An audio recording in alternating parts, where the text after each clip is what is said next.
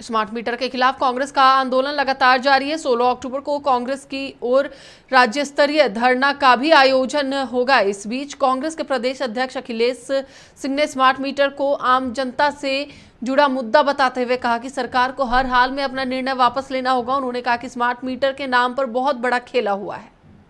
बिजली इतनी महंगी हो जाएगी और स्मार्ट मीटर लगाने का अलग से पैसा, और इतना बड़ा अभी तो जो घोटाला सामने आ रहा है, तो किसी अफसर को मर्सिडीज गाड़ी कोई क्यों देगी बिजली कंपनी? ये तो आया है ना अखबारों में।